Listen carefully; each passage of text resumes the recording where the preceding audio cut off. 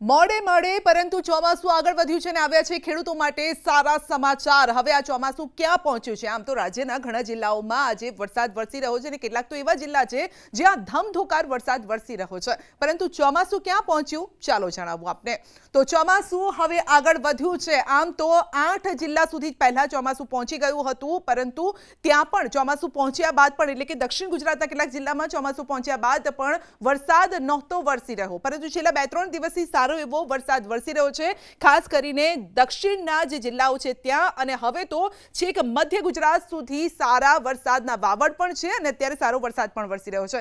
સવાલ હવે એ છે કે 8મા દિવસે આગળ વધ્યું છે આ ચોમાસું, કારણ કે 8 દિવસ દક્ષિણ ગુજરાતમાં ચોમાસું આવીને બેસી રહ્યું હતું, જાણે કે એટલી સ્પીડથી આવ્યું હોય ને એને થાક લાગી ગયો હોય તેમ અહીંયા પોરો ખાતું હતું। જો કે એટલી સ્પીડથી આવ્યું ન હતું, છતાં આ તો જસ્ટ કહેવાની વાત છે, પરંતુ અહીંયા 8 દિવસ પોરો ખાધા બાદ તે આગળ વધ્યું છે અને ક્યાં સુધી પહોંચ્યું છે આપ જોઈ શકો છો। જ્યાં પણ આપને આછો વાદળી કલર જોવા મળી રહ્યો છે, એટલે કે સ્કાય બ્લુ કલર જોવા મળી રહ્યો છે, ત્યાં ચોમાસું પહોંચી ગયું છે। 1 જુલાઈ પોરબંદર, રાજકોટ એટલે લગભગ અડધાથી ઓછા રાજકોટમાં, આ સાથે પોરબંદર, જૂનાગઢ, ગીર સોમનાથ, અમરેલી અને બોટાદનો કેટલોક વિસ્તાર, ભાવનગર, આણંદ, પંચમહાલનો કેટલોક વિસ્તાર, દાહોદનો કેટલોક વિસ્તાર, છોટાઉદેપુર, વડોદરા, ભરૂચ, નર્મદા, સુરત, તાપી, નવસારી, ડાંગ, વલસાડ, આ તમામ જિલ્લામાં ચોમાસું પહોંચી ગયું છે। સામાન્ય તારીખ કઈ હોય છે તો 25 જૂનની આસપાસ, તો લગભગ આપ જોઈ શકો છો અડધાથી વધારે ગુજરાતને કવર કરી લેતું હોય છે, પરંતુ અત્યારે થઈ 1 જુલાઈ એટલે કે અત્યારે પણ લગભગ અઠવાડિયું આ મોડું છે, અને અઠવાડિયું મોડું છે તેમ છતાં પણ હજુ અડધા ગુજરાતને એણે કવર નથી કર્યું, પરંતુ કહી શકાય કે ભલે દેર આયે દુરુસ્ત આયે આપણે કહેતા હોય છે, કહેવત છે, અને એના આધારે કહી શકીએ કે ભલે મોડો આવ્યો વરસાદ, સારો આવી રહ્યો છે। સૌરાષ્ટ્ર મધ્ય ગુજરાતમાં ચોમાસાનું આગમન થઈ ગયું છે, જેની કાગડોળે ખેડૂતો રાહ જોતા હતા। આ સાથે 20 જિલ્લામાં હવે જે 8 જિલ્લા હતા એ વધીને 20 જિલ્લા થઈ ચૂક્યા છે, જે પહેલા જ મેં ગણાવી દીધા।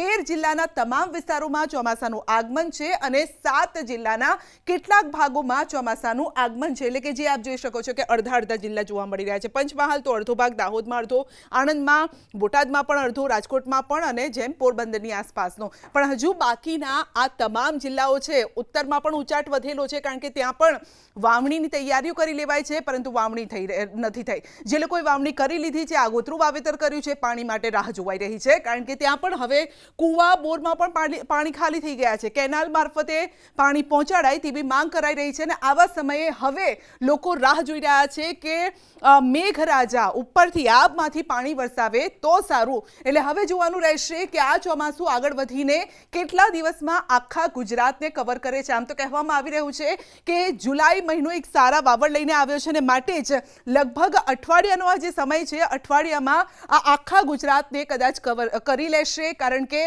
એક તરફ અરબી સમુદ્રનો ભેજ છે, વેસ્ટર્ન ડિસ્ટર્બન્સ છે, આ સાથે જ બીજી તરફ આપણે જોઈએ તો મધ્ય ભારત પર પણ એક સિસ્ટમ સક્રિય, સાયક્લોનિક સર્ક્યુલેશન છે, અને બંગાળની ખાડી પણ સક્રિય છે। એટલે આ તમામ જે પરિબળો છે તેના આધારે અત્યારે ચોમાસું સક્રિય થયું છે, અને તેના કારણે જ કહી શકાય કે જુલાઈ મહિનાની શરૂઆત સારી છે। લગભગ 1 થી 2 અઠવાડિયા સારા છે, અને આ 2 અઠવાડિયામાં ભારે વરસાદની આગાહી કરવામાં આવી છે। હવામાન વિભાગ પણ કહી રહ્યું છે કે 3જી અને 4થી જુલાઈ એક્સ્ટ્રીમલી હેવી રેનની આગાહી કરવામાં આવી છે, પરંતુ ખેડૂતો માટે આ સારા સમાચાર, વાવણી લાયક વરસાદ થશે।